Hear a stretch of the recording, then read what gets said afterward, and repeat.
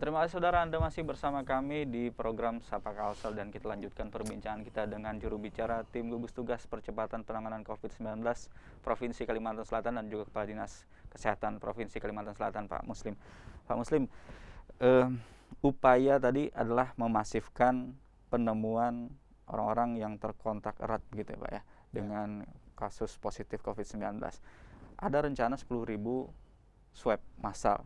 Dari awalnya kita lebih banyak menggunakan rapid, sekarang sudah swab. Ini seperti apa Pak mungkin jelasannya? Yang pertama, rapid itu bukan alat diagnostik. Betul. Jadi itu alat pemetaan surveillance ya. Jadi yang memastikan itu adalah hasil PCR ya. Spesimennya diambil melalui swab tadi. Ada target kita memang saat ini meningkatkan pencarian ya, meningkatkan pencarian agar upaya-upaya percepatan kita di dalam menemukan tadi ini juga semakin cepat. Dan ini adalah momentum sebenarnya hari ulang tahun provinsi kita dan hari kemerdekaan kita. Jadi Pak Gubernur dengan momentum ini juga beliau mengarahkan ingin memerdekakan Banua ini dari COVID secara lebih cepat ya. Nah, momentum-momentum seperti inilah perlu kita lakukan dan kita bersama-sama semua komponen ya bergotong royong memiliki kesadaran, kemauan dan kemampuan untuk bersama-sama melakukan memerangi COVID ini kan ya. Oleh karena itu ini satu strategi upaya-upaya terobosan juga yang beliau sampaikan untuk kita lakukan. Jadi sebenarnya kalau kita bicara tracing itu tidak mengenal kapan saja, tapi ini perlu lebih masif lagi, lebih masif lagi.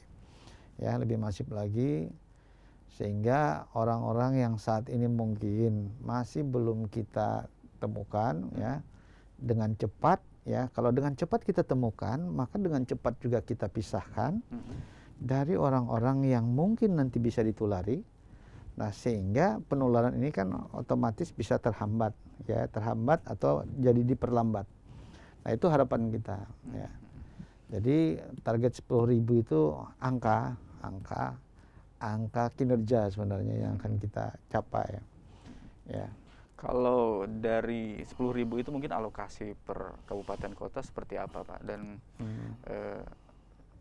teknisnya nanti seperti apa di lapangan? Ya, tentu saja angka kinerja 10.000 ini tadi ditentukan dengan kriteria-kriteria tadi ya. Kriteria-kriteria diantaranya paling tidak ada 3 hal. Dari sisi epidemiologi yang dihitung oleh kawan-kawan. Pertama dari tingkat laju insidennya ya, attack rate-nya itu ya. Jadi berapa per jumlah 100.000 penduduknya. Jadi kalau banyak juga. Jadi ada pembobotan. Jadi ada pembobotan 40% di situ. Kemudian yang kedua angka reproduktif time-nya itu ya. Jadi angka kemungkinan bisa tertularnya itu. Kemudian yang ketiga itu terkait juga dengan variabel jumlah penduduk ya, jumlah penduduk di suatu tempat kan sesuai dengan arahan Pak Presiden paling tidak 1% itu sudah harus di swab begitu kan ya. Nah, 3 ini tadilah diakumulasikan dengan masing-masing bobotnya, kemudian kita kenakan pada angka-angka yang saat ini terjadi. Saat ini terjadi di 13 kabupaten kota. Jadi mulai yang tertinggi dari Banjarmasin dan seterusnya, yang terendah itu di Kota Baru misalnya, dihitung sehingga dari sisi hitung-hitungan epidemiologi kita ketemu angka itu. Nah, angka itulah yang kita sampaikan dengan kawan-kawan dan mereka tentunya saja nanti mengidentifikasi, melisting, dari identifikasi dan listing itu lalu bisa bergerak kita untuk menentukan pengambilan swabnya. Dan ini juga akan berkaitan dengan kesiapan logistik. Baik logistik yang dibutuhkan untuk swab itu sendiri maupun perlengkapan para petugas yang harus disiapkan. Kalau sampai saat ini sudah seperti apa untuk kesiapannya? Karena kan 14 hari ya kurang lebih 1 pekan ke depan. Kita dari minggu kemarin dan ini masih pada saat ini teman-teman sedang melakukan rapat Vidcon dengan kabupaten kota bergiliran dan kita intensifkan rapat itu untuk kesiapan. Selain juga menyampaikan kesiapan mulai dari SDM kemudian logistik yang ada ya. Nah, dari kesiapan ini ya sebenarnya kita sudah juga memulai. Jadi di tingkat provinsi misalnya ya kita sudah bergerak pada lokus-lokus yang ada. Ya. Jadi yang menjadi sasaran itu kan pada 3 lokus sebenarnya. Baik. Jadi pertama lokus di fasilitas pelayanan.